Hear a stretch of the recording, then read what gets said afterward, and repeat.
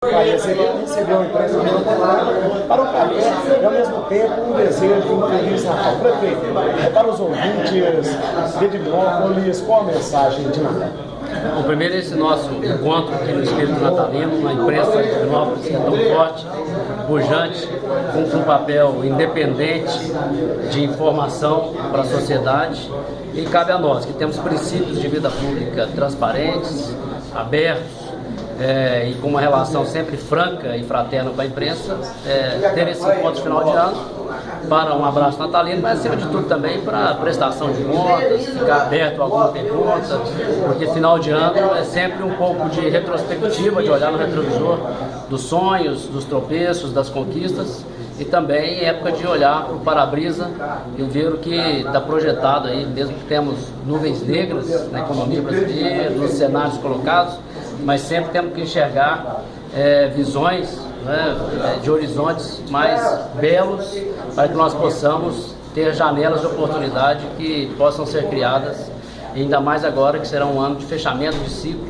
que nós temos que consolidar tantos projetos. Estamos muito focados, eu, o vice-prefeito Rodrigo, nossa equipe, em consolidar projetos abertos. Nós esse ano tivemos conquistas importantes, como acho que o principal marco foi a linha aérea, que nós viabilizamos depois de um longo trabalho de estruturação do aeroporto, e hoje ter Divinópolis ligado ao mundo é um marco de desenvolvimento que talvez só as próximas gerações poderão entender, além, é claro, da integração,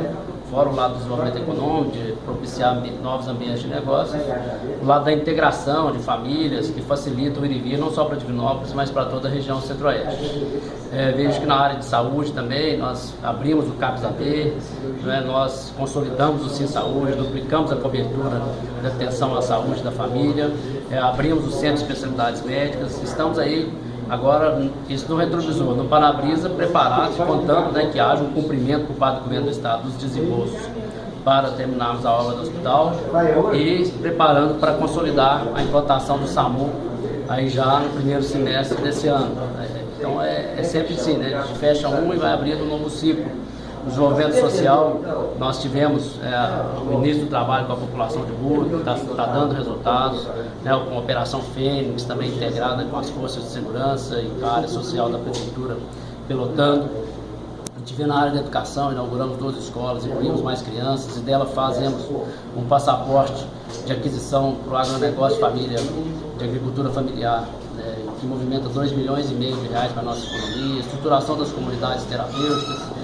programas de iniciação ao esporte, à educação e principalmente à cultura. Então a gente vê assim que com todo o cenário de crise e dificuldades, e estamos fazendo isso com muita força, esse ajuste fiscal a cada dia, que a receita cai, as despesas aumentam, a capacidade de investimento diminui,